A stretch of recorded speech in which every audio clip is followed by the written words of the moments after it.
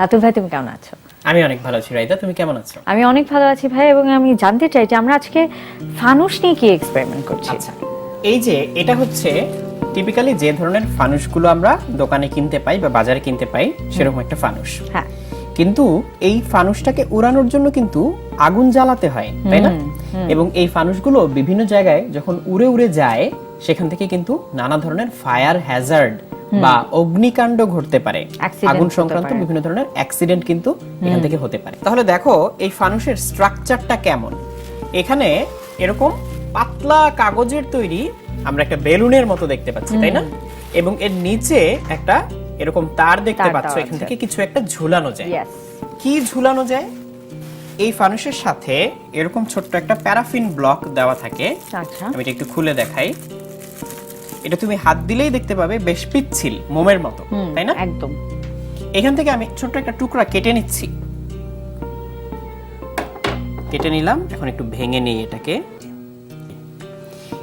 এর গায়ে তুমি খেয়াল করলে দেখতে পাবে প্যারাফিনের সাথে আবার পাতলা পাতলা কিছু তন্তু আছে, খুব সূক্ষ্ম, কাগজ টাইপের। কাগজ বা তুলা টাইপের। এটা কেন দেওয়া হয়? আমরা একটা মোম জ্বালানোর জন্য মোমের মাঝখানে সলতেটা ইউজ করি, যে হ্যাঁ, সেই কাজটাই এই তুলা বা কাগজটা করে থাকে। কাজ করেছে। আমি এখানে একটা টুকরা এই বাটিতে নিচ্ছি, কাচের বাটিতে, তার নিচে পানিও আছে। এখন এর গায়ে আমরা একটু আগুন ধরাবো। এখানে আমরা বেশ কয়েকটা জিনিস একটু খেয়াল করব। প্রথমত হচ্ছে এর গায়ে বেশ সহজেই আগুন ধরে যায়। এই যে আমি আগুনটা ধরে রাখলাম, মোমের মতো এর গায়ে আগুন ধরে গেল। এখন দেখো এর গায়ে আগুনটা অনেকক্ষণ ধরে জ্বলতে পারবে, বিকজ এর ভিতরেই তন্তু আছে, তুলা আছে বা কাগজ আছে, সলতে আছে। তার সাথে প্যারাফিন আছে। এবং এ ধরনের প্যারাফিন ব্লক আলাদাও কিনতে পাওয়া যায়। আমরা অনেক সময় বারবিকিউ করার জন্য যে কয়লা জ্বালাতে হয়, সেগুলো জ্বালানোর জন্য এই ব্লকগুলো Paraffin অনেক সময় blockগুলো ইউজ ব্যবহার করি। করি। এখন দেখো আমি কিন্তু পুরোটা নেইনি, না, এর হয়তো 6 ভাগের 1 ভাগ বা আরো কম আমি এখানে ভেঙে নিয়েছিলাম। বাট এখান থেকে কত বড় একটা আগুন তৈরি হয় দেখো। অলরেডি। এবং এই আগুনটাকে কিছু না করলে ও অনেকক্ষণ ধরে জ্বলতে থাকবে। এবারে একটা মজার বিষয় দেখাই। একটু পানি নিলাম, এই পানিটা আমি এখানে ঢেলে দিই, দেখো কি হয়। এইখানে এই প্যারাফিন ব্লকের নিচের অংশটা এখন পানিতে ডুবে আছে, এই দেখো। কিন্তু তাও উপরের কিন্তু অংশের, নিচ্ছে না। হ্যাঁ দেখো, Wow. উপরের অংশের আগুন কি নিভে গেছে? না না না। তার মানে এর এখন বেশি অর্ধেক পানির নিচে ডুবন্ত, জাস্ট একটু মাথাটা পানির উপরে, বাট এখনো কিন্তু আগুনটা নিভে যাচ্ছে না। নিভে যায় না। তাহলে এই জিনিসটা কিন্তু অ্যাকচুয়ালি বেশ ডেঞ্জারাস একটা জিনিস। it is. এটা পানিতে পড়লেও যদি একটু পানির উপরে থাকে ও কিন্তু জ্বলতে থাকবে। তার মানে এই আগুনটা যদি কোথাও পড়ে, এই প্যারাফিন ব্লকটা যদি জ্বলন্ত অবস্থায় কোথাও পড়ে, তাহলে তুমি ভয়ানক যদি একটা তার গায়ে accident পানিও হতে পারে। ছুঁড়ে মারো, বেশিরভাগ নিভবে ক্ষেত্রে না। দেখবে যে এটা আসলে নিভে যাবে না। Oh, wow. তার মানে বেশ ডেঞ্জারাস।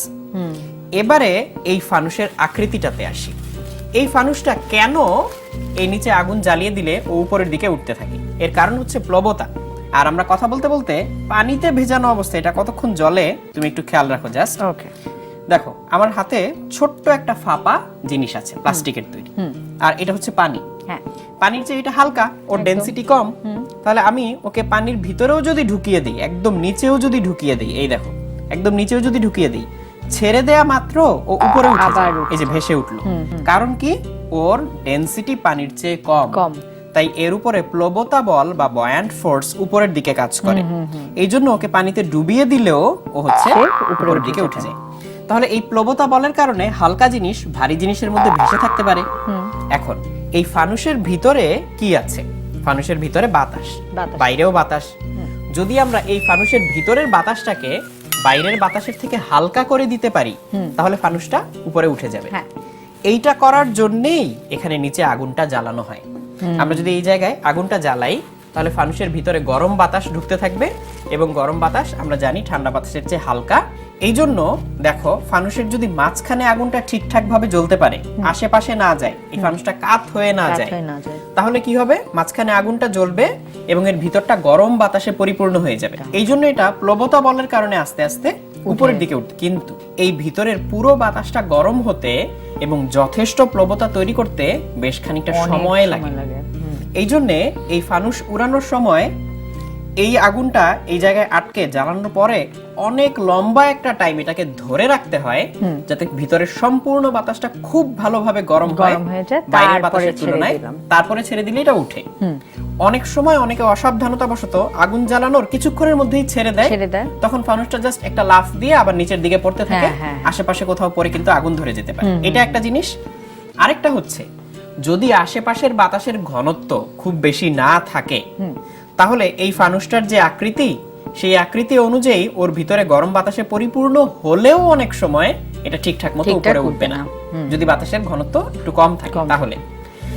তাহলে সেফ বা হচ্ছে এর চেয়ে অপেক্ষাকৃত সেফার বা এর চেয়ে অপেক্ষাকৃত নিরাপদ ফানুস কেমন হতে পারে? আকৃতি যদি আরো বড় হয়।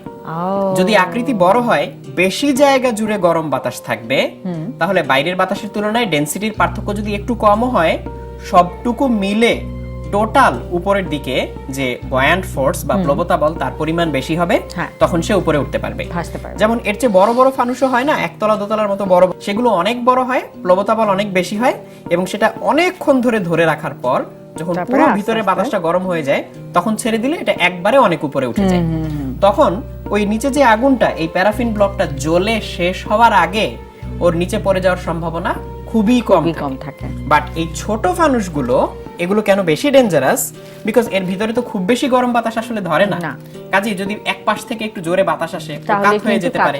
কাত হয়ে গেলে এখানে এই কাগজে আগুন ধরে যেতে পারে, কিংবা বাতাসের ডেনসিটি যদি আশেপাশে খুব বেশি না থাকে, তাহলে হতে পারে ও যথেষ্ট প্লবতা বল পাবে না।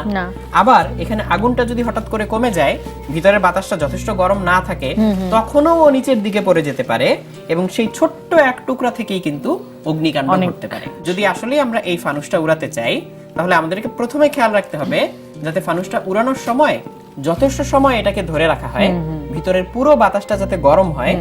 তারপরে আমাদেরকে খেয়াল রাখতে হবে নিচের যেই প্যারাফিন ব্লকটা আমরা এখানে আটকাচ্ছি, যাতে শক্ত করে আটকাই, খুলে পড়ে না যায়। খুব ভালো করে এই তার দিয়ে পেঁচিয়ে এটাকে সিকিউর করতে হবে, যাতে কোনোভাবে আগুন সহ খুলে পড়ে না যায়। তৃতীয়ত, এইখানে আগুন ধরানোর সময় বা এটা আটকানোর সময় বা ফানুসটা ধরে রাখার সময় আমাদের হাতে পায়ে গায়ে কোনোভাবে যাতে আগুন না লাগে, এই জিনিসগুলো সতর্ক থাকতে হবে।